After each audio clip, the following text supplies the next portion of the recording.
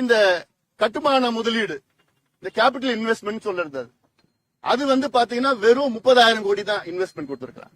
மீதி கடன் அடைக்கிறதுக்கு, மீதி நிர்வாகத்திற்கு. அப்ப என்ன நிர்வாக திறமை இருக்கு உங்களுக்கு?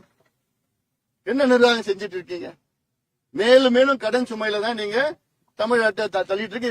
நிர்வாக திறமையும் கிடையாது, தகுதியும் கிடையாது, எதுவுமே கிடையாது. பாஜகவோட நிர்வாகி பாண்டா அன்புமணி ராமதாஸை சந்திச்சதை பத்தி அவர்கிட்ட நேரடியாவே செய்தியாளர் கேட்டாங்க. அதுக்கு அன்புமணி ராமதாஸ், நாங்க அவர் என்னுடைய நீண்ட கால நண்பர், அதனால சந்திச்சு பேசணும்னு சொன்னாரு. அதோட மட்டும் இல்ல, கூடவே இன்னொரு கேள்வி ஒண்ணு கேட்டாங்க பாருங்களேன். ராஜ்யசபா சீட் எல்லாம் கேட்டிருக்கீங்களாமே, நிறைய இடஒதுக்கீடுல இடம்லாம் எவ்வளவு அப்படிங்கிற தொகுதியை பத்தி எல்லாம் கேட்டிருக்கீங்களாமே அப்படின்னு ஒண்ணு. அப்படியா, எனக்கு தெரியாதே அப்படின்னு சொல்லி ஷாக்கா அவரு நக்கலா திரும்ப கேட்க ஆரம்பிச்சிட்டாரு. இல்லைங்க, அதாவது பாண்டா அவர்கள் என்னுடைய நண்பர். நான் மக்களவையில தேர்வு செய்த பொழுது என்னுடைய இருக்கையில, பக்கத்து இருக்கையில பாண்டா அவர்கள் அப்போ இருந்தார். அப்போ அவர் பிஜேடியில இருந்தார். அப்போதுல இருந்து எனக்கும் அவருக்கு நட்பு. இன்னைக்கு தமிழ்நாட்டினுடைய பிஜேபி பொறுப்பாளரா பொறுப்பேற்ற பிறகு நட்பு ரீதியில ஒரு மரியாதை நிமித்தமா என்ன சந்திச்சார். அவ்வளவுதான். அப்படியா, எனக்கு தெரியலங்க. பாமக நிறுவனர் ராமதாஸ் அவருடைய மகளுக்கு செயல் தலைவர் பதவி கொடுத்திருக்கிறத பத்தி அவர் கேட்கும்போது ஒரே வார்த்தையில முடிச்சிட்டாருங்க அன்புமணி ராமதாஸ். அவர் என்ன சொன்னாருன்னா, இது உட்கட்சி விவகாரம், இதை பத்தி நான் பொது வெளியில பேச மாட்டேன் அப்படின்னு சொல்லிட்டாரு.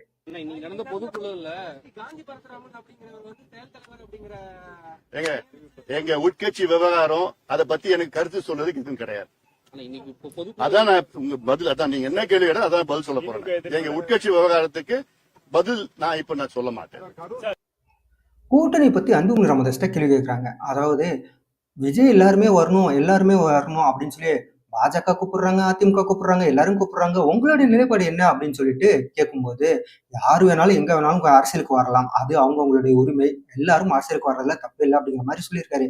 சொல்லிட்டு கூட்டணி யாருக்குடன் எப்போ அப்படிங்கிறத பத்தி இப்போதைக்கு நாங்க எந்த வித முடிவும் எடுக்கவே இல்லை, கூடிய சீக்கிரம் அந்த எலெக்ஷன் நெருங்கும் போது அதுக்கான முடிவை அறிவிப்போம் அப்படின்னு அன்புமணி ராமதாஸ் சொல்லியிருக்காரு. அதிமுகவாகட்டும் பாஜகவாகட்டும் எல்லாருமே வரணுங்கிறாங்க. பாமக நிலைப்பாடு என்ன சார்? அரசியலுக்கு யார் வேணா வரணும், கூட்டணிக்கு அரசியலுக்கு யார் வேணா. கூட்டணி நாங்க இன்னும் அதை பத்தி எதுவும் பேசல. எங்களுடைய நிலைப்பாடு நாங்க இன்னும் விரைவில் நாங்க அறிவிப்போம். மக்கள் நீதி மையம் தொடங்கப்பட்ட ஆரம்ப காலத்துல கமலஹாசனோட தேர்தல் பிரச்சாரத்திலையும் இதே மாதிரி ஆம்புலன்ஸ் பிரச்சாரம் இருந்துச்சுன்னு கமலஹாசன் அப்ப பேசியிருக்காரு. இன்னைக்கு செந்தில் பாலாஜிக்கு ஆதரவா அவர் அவரால் முடிஞ்ச உதவி செஞ்சிருக்காருன்னு கடந்த சில வாரங்களுக்கு முன்பா பேட்டி கொடுத்திருக்காரு. கமலஹாசனுடைய நிலைப்பாடு உங்களுடைய கருத்து? அவர்கிட்ட தான் கேட்கணும். ராஜ்யசபா வாங்கியிருக்கிறாரு, நல்லா இருக்கட்டும். கரூர் சம்பவத்துல சிபிஐ விசாரணை நடத்தினா யாருக்கு அது பாதகமா அமையும் அப்படிங்கிற ஒரு கேள்வி கேட்டதுக்கு அன்புமணி ராமதாஸ் நேரடியா அது திமுகவை தான் பாதிக்கும் அப்படின்னு சொல்லியிருக்காரு. என்ன அப்படின்னா, அவங்க சரியான ஒரு திட்டமிடல் செய்யவே இல்லை அப்படிங்கிற ஒரு குற்றச்சாட்டை வச்சிருக்காரு. அவங்க சரியா நடந்திருந்தாங்க அப்படின்னா இந்த மாதிரியான பிரச்சனை வந்திருக்காது அப்படிங்கறத சொல்றதை தாண்டி, அவங்க எதுக்காக இரவோடு இரவா அத்தனை பேர் போய் சேர்ந்தாங்க, இரவோடு இரவா ஏன் போஸ்ட்மார்ட்டம் பண்ணாங்க, இப்படின்னு பல கேள்விகள் அன்புமணி ராமதாஸ் முன் வச்சிருக்காரு. இதுல பாதிக்கப்படப்படுற சிபிஐ விசாரணையில பல உண்மைகள் வெளியில வரும். அந்த உண்மைகள் வெளியே வரும்போது கண்டிப்பா இது திமுகவுக்கு தான் பிரச்சனையாக இருக்கும் அப்படின்னு அன்புமணி ராமதாஸ் சொல்லியிருக்காரு. இப்ப நம்ம சிபிஐ என்கொயரி வந்தா தெரிஞ்சப்படும் என்னன்னு சொல்லிட்டு. ஆனா நிச்சயமா தமிழக மக்கள் ஆளும் திமுக மீது மிகுந்த கோபத்தில் இருக்கின்றார்கள். தெரியும் நிச்சயமா திமுக தான். ஏன்னா அவங்க எதுவும் செய்யல, இன்டெலிஜென்ஸ் ஃபெயிலியர் சொல்லலாம். அதுக்கப்புறம் திடீர்னு உடனே வந்துருக்காங்க. ராத்திரி 3 மணிக்கு வராரு முதலமைச்சர். அப்புறம் போஸ்ட்மார்ட்டம் திடீர்னு இவ்வளவு பேர் டாக்டருங்க வராங்க. ஒரு போஸ்ட்மார்ட்டம் செய்யறதுக்கு ஒரு நாள் ஆகும். 30 போஸ்ட்மார்ட்டம் ராத்திரிக்குள்ள பண்ணிருக்காங்க. எங்க இருந்து வந்தாங்க டாக்டருங்க? எத்தனை டேபிள் போஸ்ட்மார்ட்டம் எப்படி செஞ்சிருக்காங்க? அப்புறம் காலையில உடனே வராங்க. நிறைய கேள்விகள் இருக்கு. பதில் சிபிஐ தான் சொல்லும். திமுகவோட எதிர்ப்பு நிலைப்பாட்டுல அன்புமணி ராமதாஸ் இந்த அளவுக்கு தீவிரமா எடுக்கிறதுக்கு காரணம் என்ன? டிடிவி தினகரனா இருக்கட்டும், எடப்பாடி பழனிசாமியா இருக்கட்டும், இப்படி எதிர்கட்சியினர் மத்தவங்க யாருமே எடுக்காத அளவுக்கு ரொம்ப உக்கிரமா குற்றச்சாட்டுகள் திமுக முது வைக்கிறதுக்கான காரணம் என்ன அப்படின்னு செய்தியாளர் கேட்டதுக்கு ஒரே போர்ல அன்புமணி ராமதாஸ் சொன்னாரு, திமுக ஆட்சிக்கு மீண்டும் வரவே கூடாது அப்படின்னு. ஏன் அப்படின்னா அவரே சில காரணங்கள் சொன்னாங்க. இப்ப இவ்வளவு நேரம் சொன்னேன் 9 லட்சம் கோடியா கடன் உயர்ந்திருக்கு. இதுவரை வாங்காத அளவுக்கு 2 மடங்கா கடன் தமிழ்நாட்டோட கடன் உயர்த்திருக்காங்க. எந்தவித வேலையுமே செய்யவே இல்லை அப்படின்னு பல குற்றச்சாட்டுகளை அடிக்கடி வச்சிருந்தாரு. கூடுதலா இன்னொரு வார்த்தை ஒண்ணு சொன்னாரு. என்ன அப்படின்னா, மிகப்பெரிய ஒரு புத்தகத்தை ஆவணத்தை நான் ரெடி பண்ணி வச்சிருக்கிறேன். அந்த ஆவணம் கூட சீக்கிரம் வெளியே வரும்போது அவங்களுடைய செஞ்ச எல்லா தவறுகளும் வெளியில வரும் அப்படின்னு சொல்லியிருக்காரு. அதோட உங்க சொன்ன தேர்தல் வாக்குறுதிகள் எதையுமே நிறைவேற்றவே இல்லை அப்படிங்கிற ஒரு குற்றச்சாட்டையும் முன் வச்சிருக்காரு. சார், இப்ப கடந்த காலங்களை காட்டிலும் திமுகவோட எதிர்ப்பு நிலைப்பாடுல நீங்க ரொம்ப தீவிரமா இருக்கீங்க. டிடிவி ஆகட்டும், ஓபிஎஸ் ஆகட்டும், அவங்களாம் கூட கொஞ்சம் விமர்சனங்களை முறையாக இது வைக்கிறாங்க. நீங்க ரொம்ப கடுமையா வைக்கிறீங்க. என்ன காரணம் சார்? திமுக மீண்டும் ஆட்சிக்கு வரக்கூடாதுன்னு ஒரே காரணம். மக்கள் நலன் கருதி, தமிழ்நாட்டு நலன் கருதி. நான் இப்ப சொன்னேன்ல, இவ்வளவு காலமா இத்தனை ஆட்சிகள் வந்தது தமிழ்நாட்டுக்கு. இப்போ இந்த 4.5 ஆண்டு காலத்துல கடன் 2 மடங்கு அதிகம். கிட்டத்தட்ட 4.5 லட்சம் கோடியில இருந்து 9.5 லட்சம் கோடி நேரடி கடன். ஆனா எந்த கட்டுமானங்களும் கிடையாது. பொய்யை தான் சொல்லிட்டு இருக்கிறாங்க. பொய்யில தான் முதலீடு செஞ்சிருக்கிறாங்க. 11,32,000 கோடி தமிழ்நாட்டில் முதலீடு நடந்திருக்கிறது என்று ஒரு பொய்யை சொல்லியிருக்கிறாங்க. நடந்திருக்கிறது 1.5 லட்சம் கோடி தான். நான் ஒரு புத்தகம், நான் ஒரு ஆவணம் தயார் பண்ணிருக்கிறேன். அது கொஞ்ச நாள்ல நான் வெளியே கொண்டு வர போறேன். அதுல எல்லாமே வரப்போகுது. அதுல ஆனா எது பார்த்தாலும் பொய்ய. நாங்க வந்தா நீட்டு தேர்வு நாங்க உடனே ஒரே வாரத்துல நாங்க கையெழுத்து போட்டு ஒழிச்சிடுவோம் சொன்னாங்க. நாங்க மாதம் கரண்ட் பில் எடுப்போம்னு சொன்னாங்க. நாங்க 100 நாள் 150 நாள் 100 நாள் வேலை வாய்ப்பு திட்டத்தை கொடுப்போம்னு சொன்னாங்க. எவ்வளவு நாள் திரும்ப கிடைச்சிருக்கு? இன்னி வரைக்கும் 10 நாள் தான் கிடைச்சிருக்கு. அதுவும் 85 லட்சம் பேர் பதிவு பண்ணிருக்காங்க. 45 லட்சம் பேருக்கு தான் 10 நாள் வேலை கிடைச்சிருக்கு. இன்னைக்கு வரைக்கும் கிடைச்சிருக்குது. ஆக ஒவ்வொரு நாங்க அரசு ஊழியர்களுக்கு 5 லட்சம் அரசு ஊழியர்களுக்கு புதிய வேலை வாய்ப்பை உருவாக்குவோம். பழைய ஓய்வூதியத்தை நாங்க கொடுப்போம், மீண்டும் கொண்டு வருவோம். இப்படி எல்லாம் பொய்யே சொல்லி ஆட்சிக்கு வர திமுக நிர்வாகம் செய்வதற்கு தகுதியற்றவர்கள். அதனாலதான் நாங்க மக்கள் நலன் கருதி. ஏன்னா எதுக்கு எடுத்தாலும் ஊழல் தான். இப்போ கனிம வளம் அன்னைக்கு கூட நான் அறிக்கை விட்டுருக்கேன். முந்தா நாள் தென் மாவட்டங்கள்ல மிகப்பெரிய கனிம வளம் கொள்ளைன்னு நினைக்கிறேன். அதே போன்று இங்க திருப்பூர் பகுதியில 100 கோடி ரூபாய்க்கு, அந்த ஊர் தெரியும் ஞாபகம் இல்ல எனக்கு, 100 கோடி ரூபாய்க்கு கொள்ளடிச்சிருக்கிறாங்கன்னு வெளிப்படையா செய்தி வந்துட்டு இருக்குது. அதெல்லாம் ஆய்வு பண்ணா கிட்டத்தட்ட 450 கோடிக்கு அதிகமா, அடுத்தது அதிக 450 கோடிக்கு ஊழல் நடந்திருக்கு. கனிம வள கொள்ளையின் ஊழல் நடத்தி சொல்லியிருக்காங்க. தென் மாவட்டத்தில் ஆயிரக்கணக்கான கோடி கனிம வள ஊழல் நடந்துட்டு இருக்கு. அது கேரளாவுக்கு எடுத்துட்டு போறாங்க. அரசுக்கு தெரிஞ்சுதான் இருக்குது. தென் மாவட்டத்தில் உள்ள ஒரு பெரிய நபர், அரசியல முக்கிய பொறுப்பில் இருக்கின்ற ஒரு காட்ஃபாதர் தான், அவர் தலைமையில் தான் நடக்குது. அவரும் ஒரு குடும்பத்திலும் பண்ணிட்டு இருக்கிறாங்க. இது சிபிஐ என்கொயரி தான் பண்ணணும். இப்போ திமுக பண்ணுவாங்களா? பண்ண போறது இல்ல. இது நிறைய நடந்துட்டு இருக்குது. மக்கள்கிட்ட எதுவுமே சேரல. விளம்பரம் தான், விளம்பர அரசு தான் நடந்துட்டு இருக்கு. ஒன்லி பப்ளிசிட்டி தான். மக்கள் சார்ந்த பிரச்சனை எதுவுமே தீர்க்கல. பாமக நிறுவனர் ராமதாஸுக்கும் அன்புமணி ராமதாஸுக்கும் உள்ள பிரச்சனையை பத்தி அவர்கிட்ட நேரடியாகவே செய்தியாளர் கேட்டாங்க. அப்போ அதுக்கு அன்புமணி ராமதாஸ் ஒரே வார்த்தையில் சொல்றாங்க, புரிஞ்சுக்குங்க அப்படிங்கிற ஒரு வார்த்தை ஒன்று சொல்லிருக்காங்க. இதை பத்தி பேச விரும்பல அப்படின்னு சொன்னதோட மட்டும் இல்லாம தயவு செஞ்சு புரிஞ்சுக்குங்க அப்படின்னு இருக்காரு. அப்படின்னா எந்த அளவுக்கு ஒரு வேதனையான ஒரு சூழ்நிலையில இருக்காரு அப்படிங்கிறத அந்த ஒரு வார்த்தையிலேயே நம்ம புரிஞ்சுக்கலாங்க. கல்வி அதெல்லாம் நீ இப்ப ஏங்க அதெல்லாம் நீங்க பாருங்க. சட்டசபை தேர்தலா எதிரொலிக்குமா? வட மாவட்டங்கள வாக்கு வங்கியை இத பத்தி கருத்து சொல்ல என்னால இப்ப முடியாதுன்னு சொல்றேன். புரிஞ்சுக்க. தமிழ்நாட்டுல போதைப் பொருளோட பழக்கம் அதிகரிச்சுக்கிட்டே இருக்கு அப்படிங்கிறத பத்தி அன்புமணி ராமதாஸ் கேள்வி கேட்டப்போ அன்புமணி ராமதாஸ் பல குற்றச்சாட்டுகளை முன் வச்சுட்டு இருந்தாரு. தமிழ்நாடு அரசு ஒரு பக்கம் டாஸ்மாக்ல மது விற்பனை அதிகரிச்சுட்டே போனாலும் இன்னொரு பக்கம் கஞ்சா, போதைப் பொருள், மற்ற எல்லா போதைப் பொருள் விற்பனையும் சர்வசாதாரணமா அதிகரிச்சிருச்சு. சாதாரணமா கிடைக்குது. மாணவர்கள்லாம் அவங்க பயன்படுத்துற அளவுக்கு இப்ப பெருகிடுச்சு அப்படிங்கிற ஒரு குற்றச்சாட்டை முன் வச்சிருக்காரு. இதை தமிழ்நாடு அரசு கண்டுக்கவே இல்லை, தடுக்கிறதுக்கு நடவடிக்கை எடுக்கவே இல்லை அப்படிங்கிற மாதிரியான குற்றச்சாட்டை அன்புமணி ராமதாஸ் முன் வச்சிருக்காரு. அது இன்னைக்கு சாயங்காலம் நான் பேசுவேன். நான் மீட்டிங்ல பேச போறேன். அதாவது ஒரு ஸ்டாட்டிஸ்டிக்ஸ் 2021 கோவை மாவட்டம், நீலகிரி மாவட்டம், திருவண்ணாமலை மாவட்டம், சென்னை மாவட்டம், இந்த பகுதியில் ஒரு ஆய்வு நடத்தினாங்க மாணவர்கள் மத்தியில. அப்போது பாத்தீங்கன்னா 9 விழுக்காடு மாணவர்கள் போதை பழக்கத்திற்கு அடிமையாக இருக்கின்றார்கள் என்று ஒரு ஆய்வு. இது அபிஷியல் பண்ணிருக்காங்க. இன்னைக்கு அது 15 விழுக்காடா உயர்ந்திருக்கிறது. அப்ப தமிழ்நாட்டில் உள்ள மாணவர்கள் மத்தியில 15 விழுக்காடு மாணவர்கள் போதை பழக்கத்திற்கு அடிமையாக இருக்கின்றார்கள். என்னன்னா இந்த 4.5 ஆண்டு காலத்துல எவ்வளவு மோசமா ஒரு சூழல் தமிழ்நாட்டில் இருக்கு. சட்டம் ஒழுங்கு கெடுறதுக்கு காரணமே இந்த போதை பழக்கம் தான். இந்தியாவிலேயே அதிக போதை பொருட்கள் விற்கின்ற மாநிலம் தமிழ்நாடு. இது ஒரு பக்கம் டாஸ்மார்க் விற்பனை 24 மணி நேரமா வித்துட்டு இருக்காங்க. டாஸ்மார்க் அது வேற.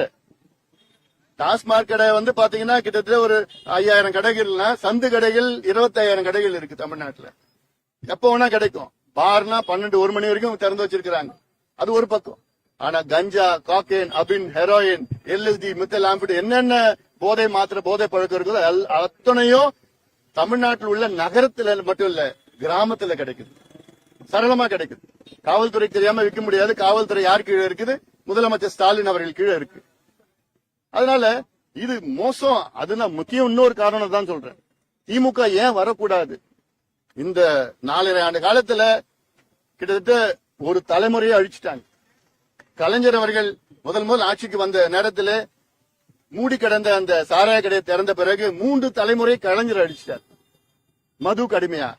இவர் என்ன பண்ணிட்டார்? அதோட இன்னும் அதிகமா போயிட்டு போதை பழக்கத்தால் இப்ப மிகப்பெரிய ஒரு தலைமுறை, இப்ப இருக்கிற தலைமுறை அவங்கள ஒட்டுமொத்தமா அழிச்சு முடிச்சிட்டார். ஏன்னா இது மீட்டெடுக்கணும்னா திமுக மீண்டும் ஆட்சிக்கு வரக்கூடாது. இதனாலதான் சட்டம் ஒழுங்கு, பெண்களுக்கு பாதுகாப்பு இல்ல, இவ்வளவு மோசமான ஒரு சூழல் இருக்கு. பாமகவோட தலைவர் அன்புமணி ராமதாஸ் திருப்பூர்ல ஒரு சுற்றுப்பயணம் மேற்கொண்ட போது நொய்யல் ஆற்றுல போய் பார்வையிட்டாரு. பார்வையிட்டதுக்கு அப்புறம் செய்தியாளரை சந்திச்சப்ப பல தகவல்களை சொன்னாரு. அந்த தகவல்களை பாருங்க. நொய்யல் ஆறு காவிரி ஆற்றின் ஒரு கிளை. நொய்யல் என்றாலே நோய்களை காப்பாற்றுகின்ற, நோய்களை தடுக்கின்ற ஒரு ஆறாக ஒரு காலத்திலே இருந்தது. வெள்ளையங்கிரி மலை, கோயம்புத்தூரில் மேற்கு பகுதியில் உள்ள வெள்ளையங்கிரி மலையிலே அங்கிருக்கின்ற மூலிகை சூழ்ந்த அந்த தண்ணீரில் தோன்றுகிறது நொய்யல் ஆறு. அதனால்தான் நோய்களை தீர்க்கின்ற ஆறாக அந்த காலத்தில் இருந்தது. இது சோழர்கள், சேழர்கள், பாண்டியர்கள் இந்த மூவேந்தர்களும் இந்த ஆற்றை பயன்படுத்தினார்கள். இந்த ஆற்று மூலமாகத்தான் அந்த ராஜகேசரி பெருவழி என்று அங்கே இந்த இடையிலே, அதாவது ரோம் நகரத்திற்கும் தமிழ்நாட்டிற்கும் இணைப்பாக இருந்த இந்த பாதை. இதற்கெல்லாம் அவ்வளவு வரலாறு இருக்கு. ஆனால் இன்று நொய்யல் ஆறு சாக்கடையாக மாறி இருக்கிறது. பாத்தீங்களா? தமிழ்நாட்டுக்கும் ரோம் நகருக்கும் இடையில இருக்கிற உறவை பத்தி கூட அவர் சொல்லியிருக்காரு. சேர சோழர் பாண்டியர்னு பல மன்னர்கள் இந்த நொய்யல் ஆற்றை பயன்படுத்தியிருக்காங்க அப்படிங்கிறத பத்தி பல வரலாற்று சம்பந்தமான இதுவரையும் வெளில தெரியாத பல தகவல்களை அன்புமணி ராமதாஸ் சொல்லியிருக்காரு. திருப்பூர்ல இந்த நொய்யல் ஆறு கெட்டு போறதுக்கு என்னென்ன காரணம் இருக்கு, எத்தனை தொழிற்சாலைகள் இருக்கு, எவ்வளவு லிட்டர் தண்ணி ஆத்துல கழிவு நீரை கலக்கப்படுது அப்படிங்கிற பத்தின முழு விவரங்களை அன்புமணி ராமதாஸ் சொல்லியிருந்தாரு. குறிப்பா அந்த நொய்யல் ஆற்றை காப்பாத்துறதுக்காக பாமக எந்தெந்த மாதிரியான போராட்டங்கள் நடத்துச்சு இதுக்கு முன்னாடி அப்படிங்கிறத விளக்கமா சொன்ன அன்புமணி ராமதாஸ் 30,000 ஆலைகள் இங்க திருப்பூர்ல இருக்கிறதாவும், கிட்டத்தட்ட ஒரு நாளைக்கு 9 கோடி தண்ணீரை இந்த நொய்யல் ஆற்றுல கழிவு நீரை கலந்து விடுறதாவும் சொல்லியிருக்காரு. இது மட்டும் இல்ல, 18 சுத்திகரிப்பு ஆலைகள் இருக்கு. ஆனா அவங்க ஒழுங்கா அந்த வேலையை செய்யறதே இல்லை. அதனாலதான் இந்த நொய்யல் ஆறு இந்த அளவுக்கு ரொம்ப மாசுபட்டிருக்குன்னு சொல்லியிருக்காரு. அந்த கட்சி பாருங்க. இந்த நொய்யல் ஆற்றை பாதுகாக்க வேண்டும் இல்லை, நொய்யல் ஆற்றை காப்பாற்ற வேண்டும் என்ற சூழல் வந்திருக்கிறது. இது சம்பந்தமா பாட்டாளி கட்சி கடந்த காலத்திலே பல போராட்டங்கள், ஆர்ப்பாட்டங்கள், கருத்தரங்கங்களா நடத்தியிருக்கிறோம், அழுத்தம் கொடுத்திருக்கிறோம், தொடர்ந்து நாங்க கொடுத்துட்டு வரோம். ஆனா இந்த ஆறு, நொய்யல் ஆறு 180 கிலோமீட்டர் தொடங்கி வெள்ளங்கிரி மலையில தொடங்கி 180 கிலோமீட்டருக்கு பிறகு கரூரிலே நொய்யல் என்ற கிராமத்திலே காவிரியில கலக்கிறது. இடையில 4 மாவட்டம், கோவை மாவட்டம், திருப்பூர் மாவட்டம், ஈரோடு மாவட்டம், கரூர் மாவட்டத்துல வழியாக செல்கிற இந்த ஆறு ஒவ்வொரு மாவட்டத்திலும் ஒவ்வொரு பகுதியிலும் கழிவு நீர் கலக்கிறது.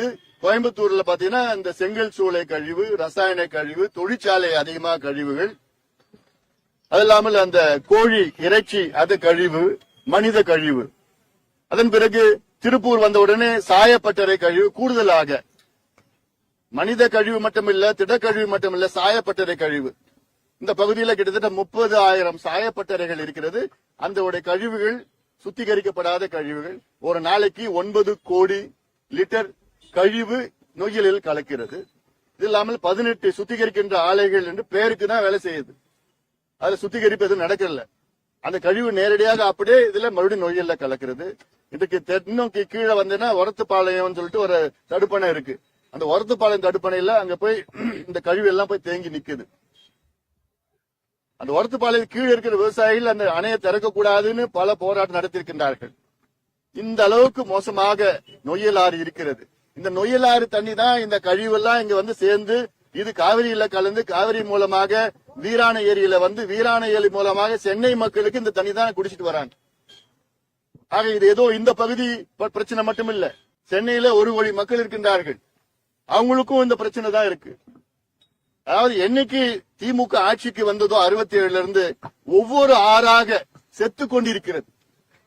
ஏன்னா இவங்க ஆற்றை பற்றி அந்த முக்கியத்தை பற்றி இவங்களுக்கு தெரியல. இவங்க ஆட்சிக்கு வந்த உடனே கூவம் ஆறு, சென்னை கூவம் ஆறு சாக்கடையா மாறிடுச்சு, அடையாறு ஆறு சாக்கடையா மாறிடுச்சு, கொசத்தலை ஆறு சாக்கடையா மாறிடுச்சு, தாமிரபரணி சாக்கடையா மாறிடுச்சு, வைகை ஆறு சாக்கடையா மாறிடுச்சு, நொய்யல் ஆறு சாக்கடையா மாறிடுச்சு. சரி மாறிடுது, மாறத்துக்கு தடுத்திருக்கணும். மாறின பிறகு என்ன செஞ்சாங்கன்னு ஒன்னும் செய்யல. இதே முதலமைச்சர் ஸ்டாலின் அவர்கள் கடந்த சட்டமன்ற தேர்தலுக்கு முன்பு 103வது வாக்குறுதி, நாங்கள் ஆட்சிக்கு வந்து நொய்யல் ஆற்றையும் பவானி ஆற்றையும் அமராவதி ஆற்றையும் மறுசீரமைப்பு செய்து அதை சுத்தப்படுத்துவோம், தூய்மைப்படுத்துவோம், மீட்டெடுப்போம் என்று ஒரு பொய்யான வாக்குறுதி கொடுத்தாங்க. இந்த 4.5 ஆண்டு காலத்துல ஒரு துரும்பு கூட வைக்கல. நாங்க தான் மத்திய அரசுக்கு அழுத்தம் கொடுத்து 10,000 கோடி நிதி ஒதுக்கீடு செய்யணும், கொடுக்கணும், இந்த ஆத்தை காப்பாற்றணும்னு தொடர்ந்து வலியுறுத்தி வரும். நாங்க பாட்டாளி முயற்சி வரோம். ஆனா பெயரளவு கூட திமுக அரசு எதுவுமே செய்யல. ஆக இதெல்லாம் நிச்சயமாக மக்கள் பார்த்து கொண்டிருக்கின்றார்கள். திமுகவுக்கு சரியான பாடத்தை புகட்டுவார்கள். இது இந்த நொய்யல் ஆற்று மூலமாக இது கொங்கு மண்டலத்தினுடைய பெருமை. இந்த பகுதியில் கிட்டத்தட்ட 2 லட்சம் ஏக்கர் விவசாயம் இதை நம்பி இருக்கிறது. கிட்டத்தட்ட 85 நகர்ப்புற பகுதிகள், நகர்ப்புற பகுதிகள் நான் சொல்றது கோவை, திருப்பூர் போன்ற நகர்ப்புற பகுதிகள், இன்னும் பேரூராட்சிகள்ல 85 நகர்ப்புற பகுதிகள் இந்த ஆற்றை நம்பி இருக்கிறது, குடிநீருக்கு நம்பி இருக்கிறது. இவ்வளவு பெரிய பிரச்சனை இருக்கு. ஆனா எதையும் கண்டுக்காம இது பொதுமக்களுக்கு மிகப்பெரிய பிரச்சனையா இருக்குது. திருப்பூர் மாநகராட்சியை அன்புமணி ராமதாஸ் கடுமையா விமர்சனம் செஞ்சாரு. என்ன அப்படின்னா, மனித கழிவுகள் எல்லாம் அப்படியே நொய்யல் ஆற்றலா கலக்கப்படுது, இதுதான் மாநகராட்சி செய்யற வேலையா அப்படின்னு ரொம்ப கடுமையான ஒரு விமர்சனத்தை வச்சிருக்காரு. மாநகராட்சின்னா அந்த மாநகரத்தை சுத்தமா வச்சுக்கணும், தூய்மையான குடிநீரை வழங்கணும், அந்த சுற்றுச்சூழலை பாதுகாக்கணும் அப்படிங்கறதெல்லாம் தாண்டி இந்த மாதிரி எல்லாம் செய்யலாமா அப்படிங்கிற மாதிரியான ஒரு கேள்வியை அன்புமணி ராமதாஸ் வச்சிருக்காரு. ரொம்ப கடுமையான கேள்விகளை முன்னிச்சிருக்காரு. நீங்க பாருங்க. இப்ப பார்த்தா கழிவு அப்படியே சாக்கடையே அப்படியே கலக்குது, நொய்யல்ல கலக்கு. நீங்களும் பார்த்திருப்பீங்க. அது திடக்கழிவு, மனித கழிவு அப்படியே கலக்குது. அதுல சுத்திகரிப்பு கூட கிடையாது. ஆனா இது திருப்பூர் மாநகராட்சி. என்ன மாநகராட்சி என்ன நீங்க பண்றீங்க? அப்போ ஒரு மாநகராட்சி இப்படிதான் நடக்கணுமா, நடந்துக்கணுமா? திட்டங்கள் உங்ககிட்ட வேற எதுவும் இல்லையா? அதனால இதை கடுமையாக நாங்கள் கண்டிக்கின்றோம். தொடர்ந்து இதை பத்தி நான் விட்டு போறது இல்லை, தொடர்ந்து நாங்க பண்ணிட்டு இருப்போம். ஏன்னா நான் குறிப்பாக நாங்க எல்லா ஆத்துக்கும் நான் போயிட்டு வந்துட்டேன். நான் சமீபத்துல கடந்த ஒரு 20 நாட்களுக்கு முன்பு கூட தாமிரபரணியில போய் நாங்க பார்த்து அங்க ஒரு விழிப்புணர்வு பிரச்சாரத்தை நாங்க மேற்கொண்டோம். இதேதான் தாமிரபரணியில இதே போன்ற ரசாயன கழிவு, திடக்கழிவு எல்லாம் கலந்துட்டு இருக்குதா.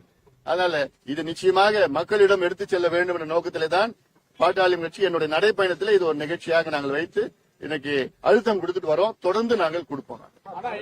இதுக்கிடையில செய்தியாளர்கள் ஒரு கேள்வி கேட்டாங்க. அந்த இடமே சிறுபலையா மாறிடுச்சுங்க.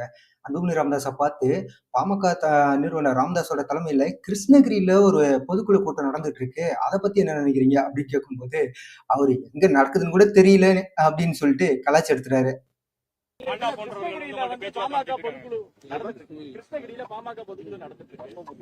எந்த ஊர்ல தெரியல. அன்புமணி ராமதாஸை கேள்வி கேட்டு டென்ஷனுக்கு இருக்காங்க செய்தியாளர்கள். அப்படி என்ன கேட்டாங்க அப்படின்னா, திருப்பூர்ல நொய்யல் ஆற்றுல சாயக்கழிவுகள் அப்படியே கலந்து விடுறதா நீங்க சொல்றீங்களே, திருப்பூர்ல இருக்க தொழிலதிபர்கள்லாம் நீங்க அசிங்கப்படுத்துறீங்களா, திருப்பூரை நீங்க அசிங்கப்படுத்துறீங்களா அப்படின்னு சொல்லிட்டு ஒரு கேள்வியை வச்ச உடனே டென்ஷனான அன்புமணி ராமதாஸ், நான் தொழிலதிபர்களுக்காக கிடையாது, நான் இருக்கிறது மக்களுக்காக, இயற்கை வளத்துக்காக, இயற்கைக்காக, நொய்யல் ஆற்றுக்காக அப்படின்னு ரொம்ப ஆவேசமா பேசினாரு. தொழிலதிபர்களுக்காக நான் ஏன் இருக்கணும், இங்க இருக்கிற சாயக்கழிவு கலந்து போய் கலக்குறது அப்படிங்கிறத நான் இப்பவே காட்டுறேன், வரீங்களா அப்படின்னு சொல்லி கேட்டாரு. ஆனா அதுக்கு எந்த விதமான பதிலுமே செய்தியாளர்கள் சொல்லவே இல்லை. அந்த காரசாரமான விவாதத்தை பாருங்க. திருப்பூர்ல இருந்து அத்தனை சாய கழிவுகளும் சுத்தம் பண்ணாம வெளியில அனுப்புறாங்கன்னு சொல்றீங்க. திருப்பூர் தொழிலதிபர்கள் அசிங்கப்படுத்துற மாதிரி இல்லையா? சாட்சி இருக்கா? நீ என் கூட வரீங்களா? என் கூட வரீங்களா பாக்கலாமா? இல்ல நீங்க என் கூட வரீங்கன்னா நீங்க பாருங்க. திருப்பூருக்கு அது அவமானம். நான் திருப்பூர் மட்டும் ஏங்க நான் திருப்பூர், ஈரோடு, கரூர், கோயம்புத்தூர் இந்த பகுதியில நான் சொல்றேன். நான் நீங்க 13 பொது சுத்திகரிப்பு நிலையம் சொல்றீங்க, 18 எல்லாமே வந்து அப்படியே தண்ணியில விடுறாங்கன்னு சொல்றீங்க. உங்களுக்கு ஏதாவது சாட்சி என்கிட்ட இருக்குங்க, இல்லாம நான் சொல்ல மாட்டேங்க. மக்கள் திருப்பூர் தொழிலதிபர்கள் என்ன சார்? என்னங்க நான் மக்களை பத்தி நான் கவலைப்படுறேங்க. செங்கல் கழிவு சொல்றீங்க. எனக்கு மக்கள் தான் முக்கியங்க. என்ன கழிவு? எனக்கு மக்கள் தான் முக்கியம்.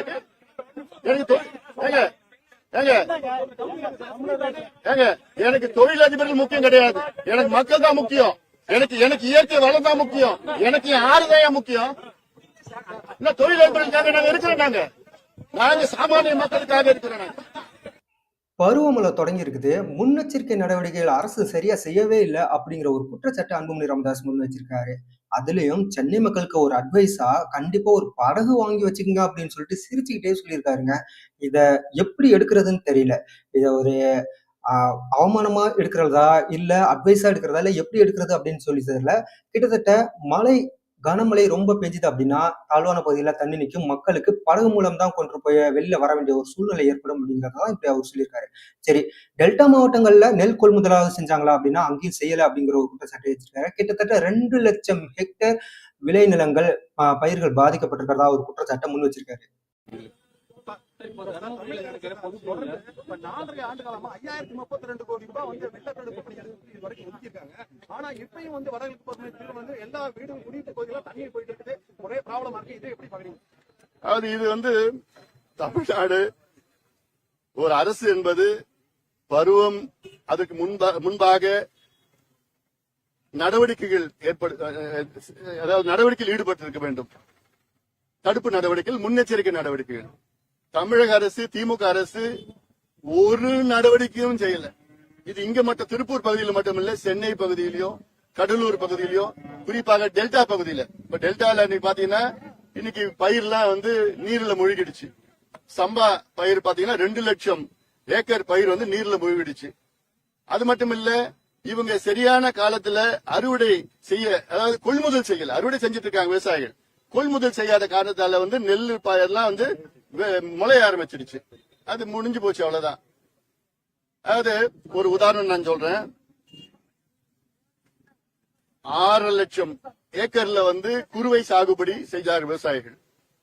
அதுல ஒரு ஏக்கருக்கு வந்து 2.5 டன்னு நெல் உற்பத்தி. அப்படி கிட்டத்தட்ட 18 லட்சம் டன் வந்து நெல் வந்து சாகுபடி இந்த 6 லட்சம் ஏக்கர்ல வந்திருக்கணும். ஒரு தோராயமா நான் சொல்றேன். ஆனா தமிழக அரசு இன்னைக்கு வரைக்கும் நெல் கொள்முதல் செய்தது 5.5 லட்சம் டன் தான் கொள்முதல் செஞ்சிருக்கிறாங்க. ஆனா விளைஞ்சது கிட்டத்தட்ட 18 லட்சம் டன் விளைஞ்சிருக்கு. கொள்முதல் செஞ்சது வெறும் 5.5 லட்சம் தான். அப்போ மத்ததுக்கெல்லாம் விவசாயிகள் எங்க போவாங்க? யார்கிட்ட போவாங்க? ஆனா சொல்றது நாங்க எல்லாத்தையும் கொள்முதல் செஞ்சிட்டோம், எந்த பிரச்சனையும் இல்லைன்னு ஒரு சொல்றது. சென்னையில வந்து என்ன நான் அட்வைஸ் கொடுத்திருக்கேன் மக்களுக்கு, நல்லதா ஒரு போட் ஒண்ணு வாங்கிக்கோங்க. இல்ல அந்த மழை காலத்துக்கு மட்டும் லீஸ் எடுத்துக்கங்க, எங்க ஏதாவது நல்லதா போட். ஏன்னா அரசாங்கத்தை நம்பி ஒன்னும் பிரயோஜனம் கிடையாது. என்னன்னு பேர் மட்டும்தான். என்ன சென்னை அது? சிங்கார சென்னை பேரு. எழில்மிகு சென்னை, சிங்கார சென்னை. ஆனா மழை காலத்துல போட்ல தான் போக முடியும். மக்கள்லாம் அந்த மழை காலத்துல அந்த பிளை ஓவர்ல தான் அவங்க வண்டி, கார், பைக் எல்லாம் நிறுத்தி வச்சிருக்கிறாங்க. வெள்ளம் அடிச்சுன்னு போயிடுது அது. ஆனா இவ்வளவு காலமா ஆட்சி செய்து 60 ஆண்டு காலம் ஆட்சி செய்கிறாங்க திமுக.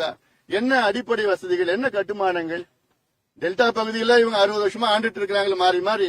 டெல்டால நெல் வருதுன்னு தெரியுது, அங்க விளையுதுன்னு தெரியுது. அதுக்கு இன்னும் நிறைய சேமிப்பு கிடங்குகள் கட்டியிருக்கலாமே, இன்ஃப்ராஸ்ட்ரக்சர் கொண்டு வந்திருக்கலாமே. அதான் அடிப்படை. அது காலங்காலமா இருக்கும்ல அது. ஆனா சேமிப்பு பண்ண முடியல. ஏன்னா இப்ப என்னன்னா 2 லட்சம் டன்னு வந்து கடந்த ஆண்டு கொள்முதல் செஞ்சது அப்படியே இருக்கு. இப்ப கொள்முதல் செய்யறதுக்கு இடம் கிடையாது. ஏன் இடம் இல்லைன்னா இவங்க இன்ஃப்ராஸ்ட்ரக்சர் பில்டிங்ல இல்ல, அதுல இன்வெஸ்ட்மெண்ட் பண்ணல, கொள்ளடிக்கிறாங்க, தூர் வாரல.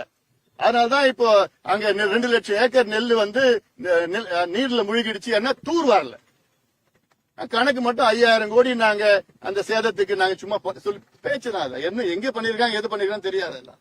இன்னும் வடகிழக்கு கடந்த வாரம் தான் தொடங்கி இருக்குது. நம்ம இன்னும் பார்க்க போறோம். இன்னும் பெரிய அளவுல பாதிப்பு வரக்கூடாது. நம்ம மழை வேணும், பாதிப்பு வரக்கூடாது.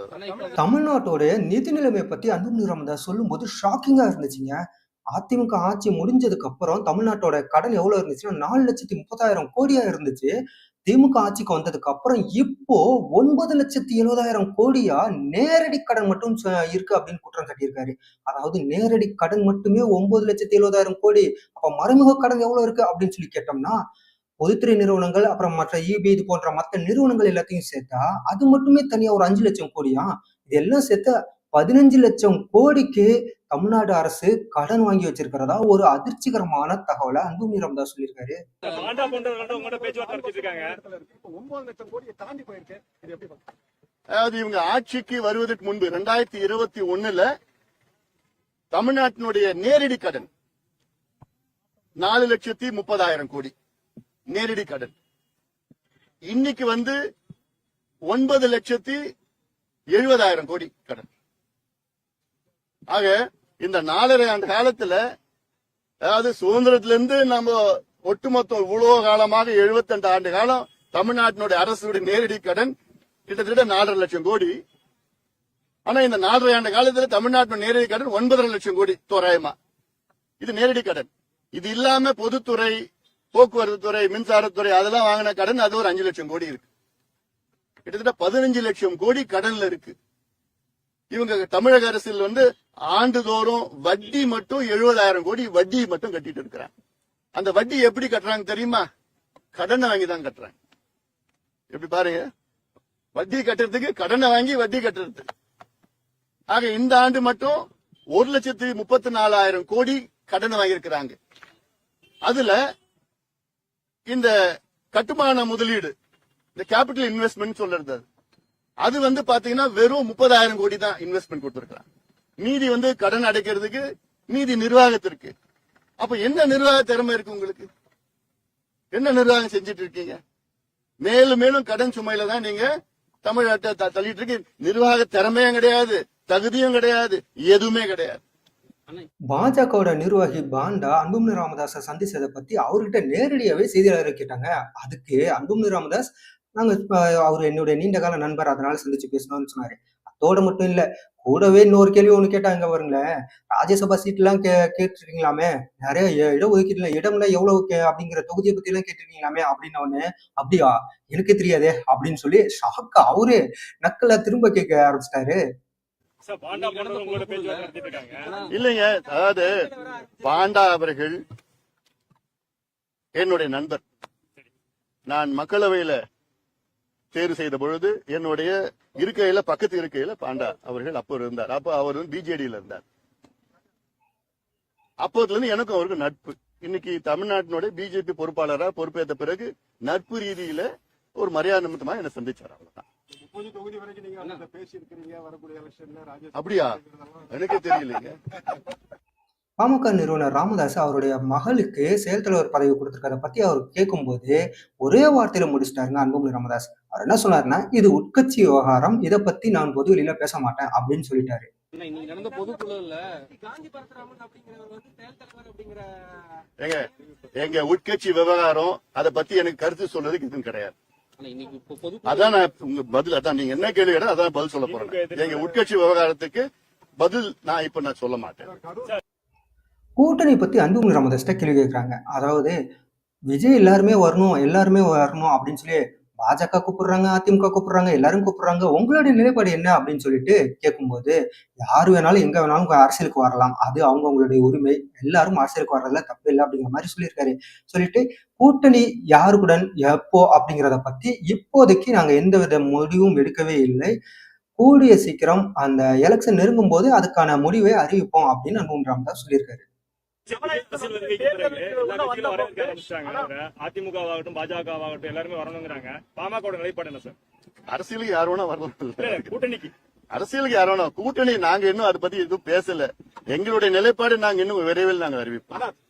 மக்கள் நீதி மையம் தொடங்கப்பட்ட ஆரம்ப காலத்துல வந்து கமலஹாசனோட தேர்தல் பிரச்சாரத்திலயும் வந்து இதே மாதிரி ஆம்புலன்ஸ் பிரச்சாரம் இருந்துச்சுன்னு கமலஹாசன் அப்ப பேசியிருக்காரு. இன்னைக்கு செந்தில் பாலாஜிக்கு ஆதரவா அவர் வந்து அவரால் முடிஞ்ச உதவி செஞ்சிருக்காருன்னு கடந்த சில வாரங்களுக்கு முன்பா பேட்டி கொடுத்திருக்காரு. கமலஹாசனுடைய நிலைப்பாடு உங்களுடைய கருத்து? அவர்கிட்ட தான் கேட்கணும். ராஜ்யசபா வாங்கியிருக்கிறாரு, நல்லா இருக்கட்டும். கரூர் சம்பவத்துல சிபிஐ விசாரணை நடத்தினா யாருக்கு அது பாதகமா அமையும் அப்படிங்கிற ஒரு கேள்வி கேட்டதுக்கு அன்புமணி ராமதாஸ் நேரடியா அது திமுகவை தான் பாதிக்கும் அப்படின்னு சொல்லியிருக்காரு. என்ன அப்படின்னா அவங்க சரியான ஒரு திட்டமிடல் செய்யவே இல்லை அப்படிங்கிற ஒரு குற்றச்சாட்டை வச்சிருக்காரு. அவங்க சரியா நடந்திருந்தாங்க அப்படின்னா இந்த மாதிரியான பிரச்சனை வந்திருக்காது அப்படிங்கிறத சொல்றதை தாண்டி அவங்க எதுக்காக இரவோடு இரவா அத்தனை பேர் போய் சேர்ந்தாங்க, இரவோடு இரவா ஏன் போஸ்ட்மார்ட்டம் பண்ணாங்க இப்படின்னு பல கேள்விகள் அன்புமணி ராமதாஸ் முன் வச்சிருக்காரு. இதுல பாதிக்கப்படக்கூடிய சிபிஐ விசாரணையில பல உண்மைகள் வெளியில வரும்.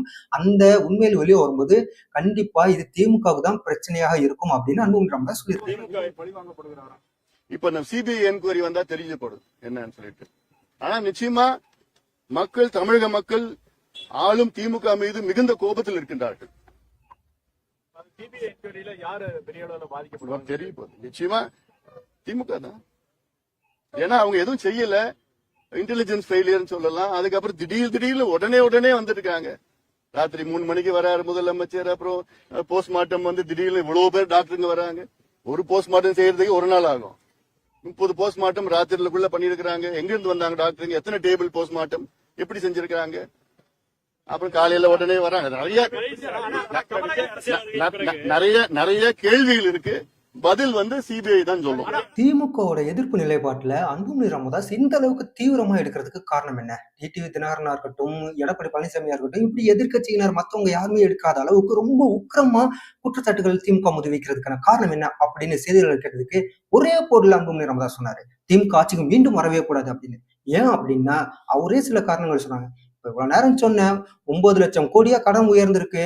இதுவரை வாங்காத அளவுக்கு 2 மடங்கா கடன் தமிழ்நாட்டோட கடன் உயர்த்திருக்காங்க. எந்தவித வேலையுமே செய்யவே இல்லை அப்படின்னு பல குற்றச்சாட்டுகளை அடிக்கடி வச்சிருந்தாரு. கூடுதலா இன்னொரு வார்த்தை ஒண்ணு சொன்னாரு. என்ன அப்படின்னா மிகப்பெரிய ஒரு புத்தகத்தை, ஆவணத்தை நான் ரெடி பண்ணி வச்சிருக்கிறேன்.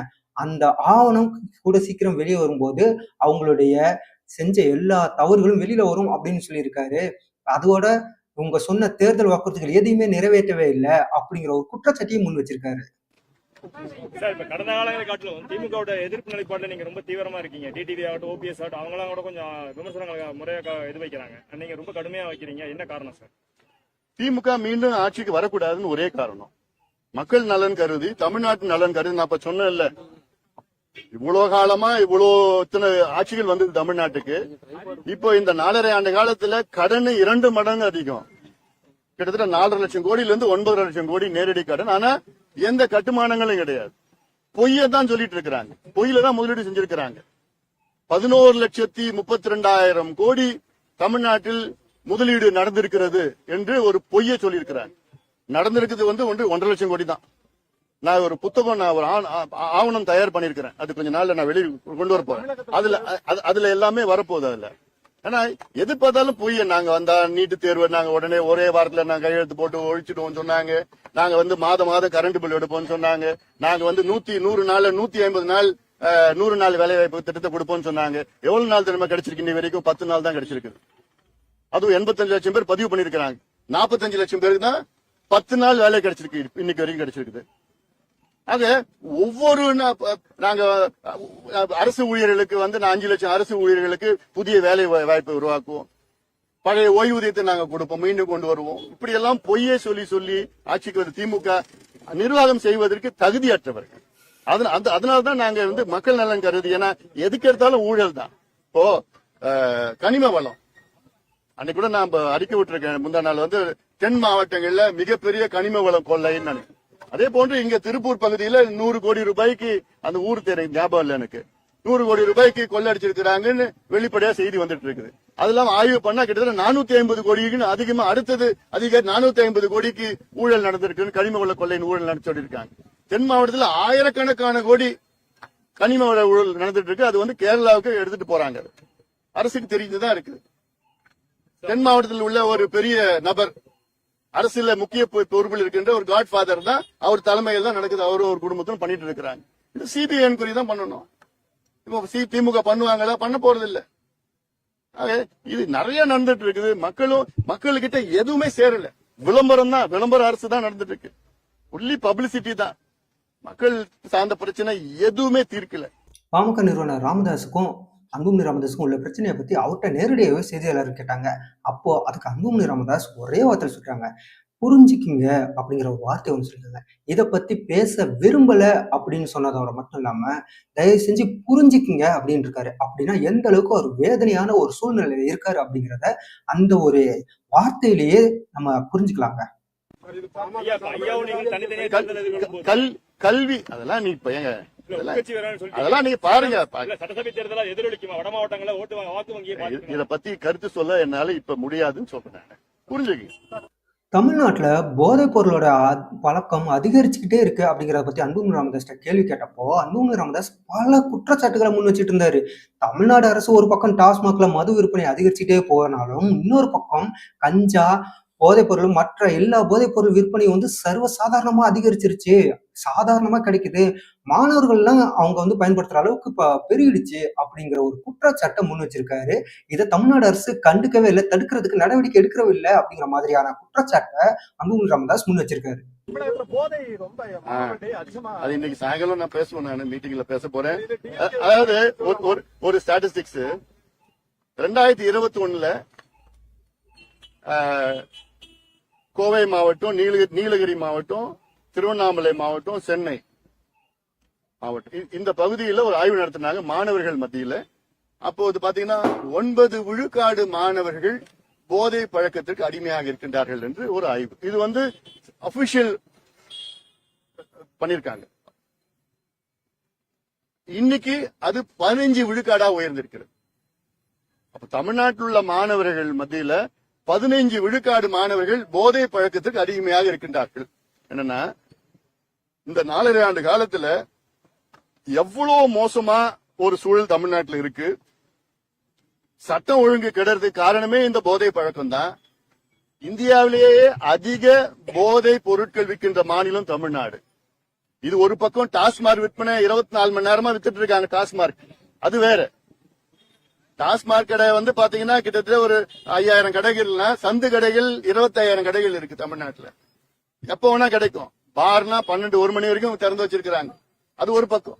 ஆனா கஞ்சா, காக்கேன், அபின், ஹெரோயின், LSD, மித்தலாம்பிட் என்னென்ன போதை மாத்திரை போதை பழக்கம் இருக்குதோ அத்தனையும் தமிழ்நாட்டில் உள்ள நகரத்துல மட்டும் இல்ல, கிராமத்துல கிடைக்குது. சரளமா கிடைக்குது. காவல்துறை தெரியாம விற்க முடியாது. காவல்துறை யார் கீழே இருக்குது? முதலமைச்சர் ஸ்டாலின் அவர்கள் கீழே இருக்கு. அதனால இது மோசம். அதுனா முக்கியம். இன்னொரு காரணம் தான் சொல்றேன். திமுக ஏன் வரக்கூடாது? இந்த 4.5 ஆண்டு காலத்துல கிட்டத்தட்ட ஒரு தலைமுறையை அழிச்சிட்டாங்க. கலைஞர் அவர்கள் முதல் ஆட்சிக்கு வந்த நேரத்துல மூடி கிடந்த அந்த சாராய கடையை திறந்த பிறகு 3 தலைமுறை கலைஞர் அழிச்சிட்டார் மது கடுமையா. இவர் என்ன பண்ணிட்டார்? அதோட இன்னும் அதிகமா போயிட்டு போதை பழக்கத்தால் இப்ப மிகப்பெரிய ஒரு தலைமுறை, இப்ப இருக்கிற தலைமுறை அவங்கள ஒட்டுமொத்தமா அடிச்சு முடிச்சிட்டார். ஏன்னா இது மீட்டு எடுக்கணும்னா திமுக மீண்டும் ஆட்சிக்கு வரக்கூடாது. இதனாலதான் சட்டம் ஒழுங்கு, பெண்களுக்கு பாதுகாப்பு இல்ல, இவ்வளவு மோசமான ஒரு சூழல் இருக்கு. பாமகவோட தலைவர் அன்புமணி ராமதாஸ் திருப்பூர்ல சுற்றுப்பயணம் மேற்கொண்ட போது நொய்யல் ஆற்றுல போய் பார்வையிட்டாரு. பார்வையிட்டதுக்கு அப்புறம் செய்தியாளர் சந்திச்சப்ப பல தகவல்களை சொன்னாரு. அந்த தகவல்களை பாருங்க. நொய்யல் ஆறு காவிரி ஆற்றின் ஒரு கிளை. நொய்யல் என்றாலே நோய்களை காப்பாற்றுகின்ற, நோய்களை தடுக்கின்ற ஒரு ஆறாக ஒரு காலத்திலே இருந்தது. வெள்ளையங்கிரி மலை, கோயம்புத்தூரில் மேற்கு பகுதியில் உள்ள வெள்ளையங்கிரி மலையிலே அங்கிருக்கின்ற மூலிகை சூழ்ந்த அந்த தண்ணீரில் தோன்றுகிறது நொய்யல் ஆறு. அதனால்தான் நோய்களை தீர்க்கின்ற ஆறாக அந்த காலத்தில் இருந்தது. இது சோழர்கள், சேழர்கள், பாண்டியர்கள் இந்த மூவேந்தர்களும் இந்த ஆற்றை பயன்படுத்தினார்கள். இந்த ஆற்று மூலமாகத்தான் அந்த ராஜகேசரி பெருவழி என்று அங்கே இந்த இடையிலே, அதாவது ரோம் நகரத்திற்கும் தமிழ்நாட்டிற்கும் இணைப்பாக இருந்த இந்த பாதை. இதற்கெல்லாம் அவ்வளவு வரலாறு இருக்கு. ஆனால் இன்று நொய்யல் ஆறு சாக்கடையாக மாறி இருக்கிறது. பாத்தீங்களா, தமிழ்நாட்டுக்கும் ரோம் நகருக்கும் இடையில இருக்கிற உறவை பத்தி கூட அவர் சொல்லியிருக்காரு. சேர சோழர் பாண்டியர்னு பல மன்னர்கள் இந்த நொய்யல் ஆற்றை பயன்படுத்தியிருக்காங்க அப்படிங்கிறத பத்தி பல வரலாற்று சம்பந்தமான இதுவரையும் வெளில தெரியாத பல தகவல்களை அன்புமணி ராமதாஸ் சொல்லியிருக்காரு. திருப்பூர்ல இந்த நொய்யல் ஆறு கெட்டு போறதுக்கு என்னென்ன காரணம் இருக்கு, எத்தனை தொழிற்சாலைகள் இருக்கு, எவ்வளவு லிட்டர் தண்ணி ஆத்துல கழிவு நீரை கலக்கப்படுது அப்படிங்கிற பத்தின முழு விவரங்களை அன்புமணி ராமதாஸ் சொல்லியிருந்தாரு. குறிப்பா அந்த நொய்யல் ஆற்றை காப்பாத்துறதுக்காக பாமக எந்தெந்த மாதிரியான போராட்டங்கள் நடத்துச்சு இதுக்கு முன்னாடி அப்படிங்கிறத விளக்கமா சொன்ன அன்புமணி ராமதாஸ் 30,000 ஆலைகள் இங்க திருப்பூர்ல இருக்கிறதாவும், கிட்டத்தட்ட ஒரு நாளைக்கு 9 கோடி தண்ணீரை இந்த நொய்யல் ஆற்றுல கழிவு நீரை கலந்து விடுறதாவும் சொல்லியிருக்காரு. இது மட்டும் இல்ல, 18 சுத்திகரிப்பு ஆலைகள் இருக்கு. ஆனா அவங்க ஒழுங்கா அந்த வேலையை செய்யறதே இல்ல. அதனாலதான் இந்த நொய்யல் ஆறு இந்த அளவுக்கு ரொம்ப மாசுபட்டிருக்குன்னு சொல்லியிருக்காரு அந்த கட்சிக்காரர். இந்த நொய்யல் ஆற்றை பாதுகாக்க வேண்டும் இல்ல, நொய்யல் ஆற்றை காப்பாற்ற வேண்டும் என்ற சூழல் வந்திருக்கிறது. இது சம்பந்தமா பாட்டாளி கட்சி கடந்த காலத்திலே பல போராட்டங்கள், ஆர்ப்பாட்டங்கள், கருத்தரங்கங்களா நடத்தியிருக்கிறோம், அழுத்தம் கொடுத்திருக்கிறோம், தொடர்ந்து நாங்க கொடுத்துட்டு வரோம்.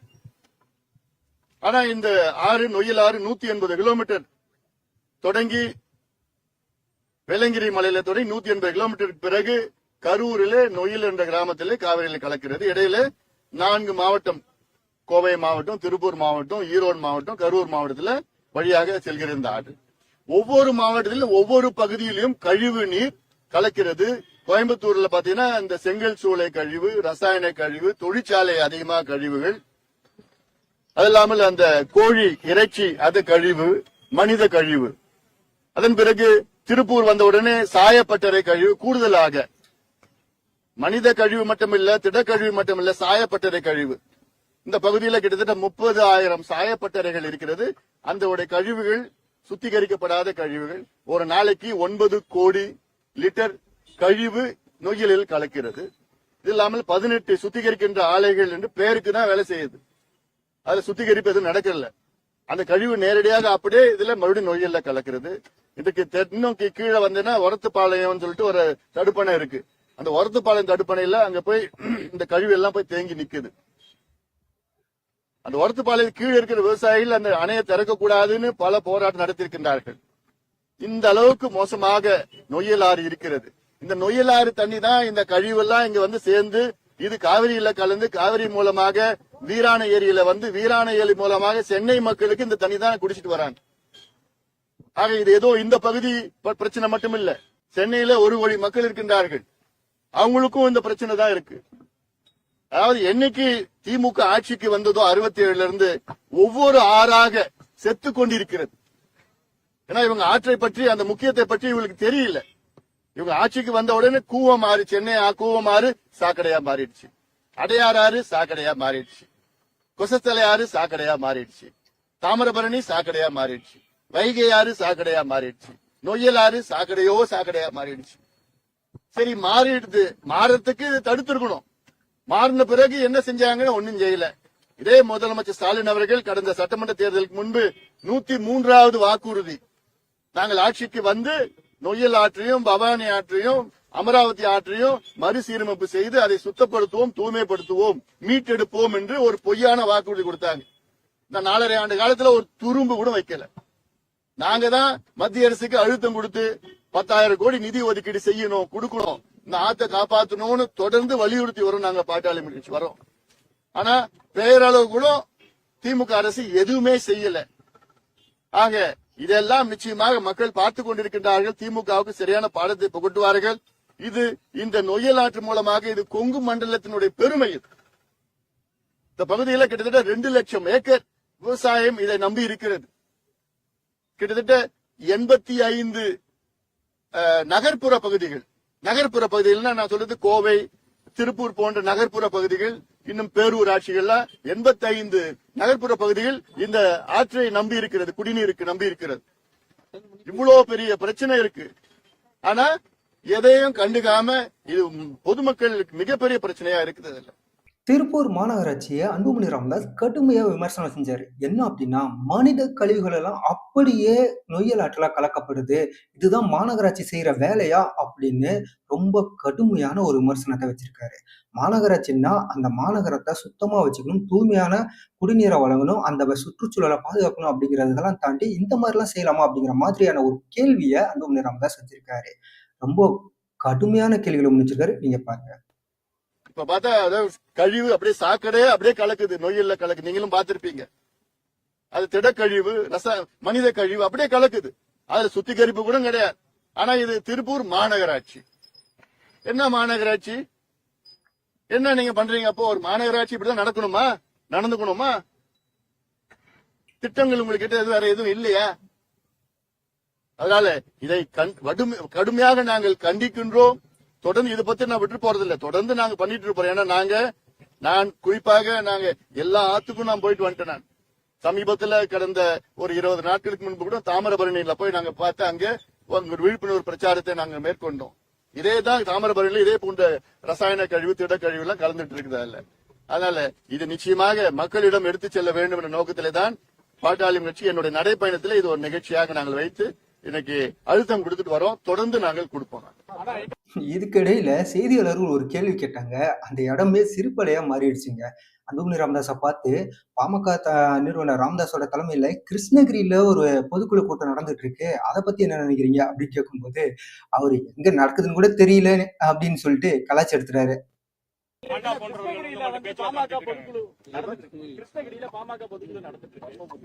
எந்த ஊர்ல கூட தெரியல. அன்புமணி ராமதாஸை கேள்வி கேட்டு டென்ஷனுக்கு இருக்காங்க செய்தியாளர்கள். அப்படி என்ன கேட்டாங்க அப்படின்னா, திருப்பூர்ல நொய்யல் ஆற்றுல சாயக்கழிவுகள் அப்படியே கலந்து விடுறதா நீங்க சொல்றீங்களே, திருப்பூர்ல இருக்க தொழிலதிபர்கள்லாம் நீங்க அசிங்கப்படுத்துறீங்களா, திருப்பூரை நீங்க அசிங்கப்படுத்துறீங்களா அப்படின்னு சொல்லிட்டு ஒரு கேள்வி வச்ச உடனே டென்ஷன் ஆன அன்புமணி ராமதாஸ், நான் தொழிலதிபர்களுக்காகலாம் கிடையாது, நான் இருக்கிறது மக்களுக்காக, இயற்கை வளத்துக்காக, இயற்கைக்காக, நொய்யல் ஆற்றுக்காக அப்படின்னு ரொம்ப ஆவேசமா பேசினாரு. தொழிலதிபர்களுக்காக நான் ஏன் இருக்கணும், இங்க இருக்கிற சாயக்கழிவு கலந்து போய் கலக்குறது அப்படிங்கிறத நான் இப்பவே காட்டுறேன், வரீங்களா அப்படின்னு சொல்லி கேட்டாரு. ஆனா அதுக்கு எந்த விதமான பதிலுமே செய்தியாளர்கள் சொல்லவே இல்லை. அந்த காரசாரமான விவாதத்தை பாருங்க. திருப்பூர்ல இருந்து அத்தனை சாயக்கழிவுகளும் சுத்தம் பண்ணாம வெளியில அனுப்புறாங்கன்னு சொல்றீங்க. தொழிலதிபர்கள் அசிங்கப்படுத்துற மாதிரி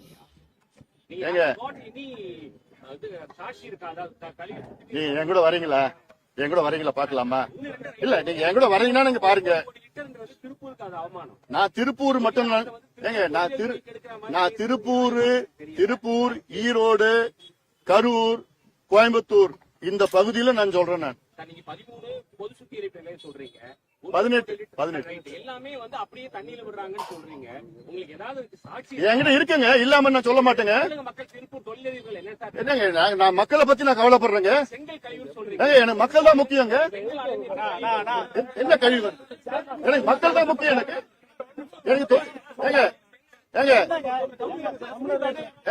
எனக்கு தொழிலதிபர்கள் முக்கியம் கிடையாது, எனக்கு மக்கள் தான் முக்கியம். எனக்கு இயற்கை வளம் தான் முக்கியம், எனக்கு ஆறுதான் முக்கியம். தொழிலதிபர்களுக்காக நாங்க இருக்கிறோம், நாங்க சாமானிய மக்களுக்காக இருக்கிறோம். பருவமழை தொடங்கி இருக்குது, முன்னெச்சரிக்கை நடவடிக்கைகள் அரசு சரியா செய்யவே இல்லை அப்படிங்கிற ஒரு குற்றச்சாட்டை அன்புமணி ராமதாஸ் முன் வச்சிருக்காரு. அதுலயும் சென்னை மக்களுக்கு ஒரு அட்வைஸா கண்டிப்பா ஒரு படகு வாங்கி வச்சுக்கோங்க அப்படின்னு சொல்லிட்டு சிரிச்சுக்கிட்டே சொல்லியிருக்காருங்க. இத எப்படி எடுக்கிறதுன்னு தெரியல. இத ஒரு அவமானமா எடுக்கிறதா இல்ல அட்வைஸா எடுக்கிறதா இல்ல எப்படி எடுக்கிறது அப்படின்னு சொல்லி தெரியல. கிட்டத்தட்ட கனமழை ரொம்ப பெஞ்சுது அப்படின்னா தாழ்வான பகுதியில தண்ணி நிற்கும், மக்களுக்கு படகு மூலம் தான் கொண்டு போய் வெளியில வர வேண்டிய ஒரு சூழ்நிலை ஏற்படும் அப்படிங்கறதான் இப்படி அவர் சொல்லியிருக்காரு. சரி, டெல்டா மாவட்டங்கள்ல நெல் கொள்முதலாவது செஞ்சாங்களா அப்படின்னா அங்கேயும் செய்யல அப்படிங்கிற ஒரு குற்றச்சாட்டை வச்சிருக்காரு. கிட்டத்தட்ட 2 லட்சம் ஹெக்டேர் விளைநிலங்கள் பயிர்கள் பாதிக்கப்பட்டிருக்கிறதா ஒரு குற்றச்சாட்டை முன் வச்சிருக்காரு. 4 ஆண்டு காலமா 5032 கோடி ரூபாய் வெள்ள தடுப்பு பணி இது வரைக்கும் ஒதுக்கியிருக்காங்க. ஆனா இப்பயும் வடகிழக்கு பகுதியில் எல்லா வீடும் குடியிருப்பு பகுதியெல்லாம் தண்ணீர் போயிட்டு இருக்குது, ஒரே ப்ராப்ளமா இருக்கு. இதை எப்படி பாக்குறீங்க?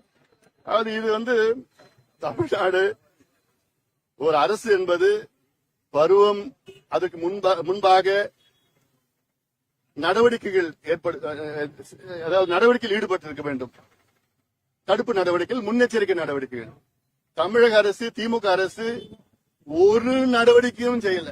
இது இங்க மட்டும் திருப்பூர் பகுதியில் மட்டுமில்ல, சென்னை பகுதியிலும் கடலூர் பகுதியிலயும் குறிப்பாக டெல்டா பகுதியில. இப்ப டெல்டால நீ பாத்தீங்கன்னா இன்னைக்கு பயிர்லாம் வந்து நீர்ல மூழ்கிடுச்சு. சம்பா பயிர் பாத்தீங்கன்னா 2 லட்சம் ஏக்கர் பயிர் வந்து நீர்ல மூழ்கிடுச்சு. அது மட்டும் இல்ல, இவங்க சரியான காலத்துல அறுவடை செய்ய, அதாவது கொள்முதல் செய்யல, அறுவடை செஞ்சுட்டு இருக்காங்க விவசாயிகள். கொள்முதல் செய்யாத காரணத்தால வந்து நெல் எல்லாம் வந்து முளைய ஆரம்பிச்சிடுச்சு. அது முடிஞ்சு போச்சு, அவ்வளவுதான். அதாவது ஒரு உதாரணம் நான் சொல்றேன். 6 லட்சம் ஏக்கர்ல வந்து குறுவை சாகுபடி செய்தார் விவசாயிகள். அதுல ஒரு ஏக்கருக்கு வந்து 2.5 டன் நெல் உற்பத்தி. அப்படி கிட்டத்தட்ட 18 லட்சம் டன் வந்து நெல் வந்து சாகுபடி இந்த 6 லட்சம் ஏக்கர்ல வந்திருக்கணும், ஒரு தோராயமா நான் சொல்றேன் நான். ஆனா தமிழக அரசு இன்னைக்கு வரைக்கும் நெல் கொள்முதல் செய்தது 5.5 லட்சம் டன் தான் கொள்முதல் செஞ்சிருக்கிறாங்க. ஆனா விளைஞ்சது கிட்டத்தட்ட 18 லட்சம் டன் விளைஞ்சிருக்கு. கொள்முதல் செஞ்சது வெறும் 5.5 லட்சம் தான். அப்போ மத்ததுக்கெல்லாம் விவசாயிகள் எங்க போவாங்க, யார்கிட்ட போவாங்க?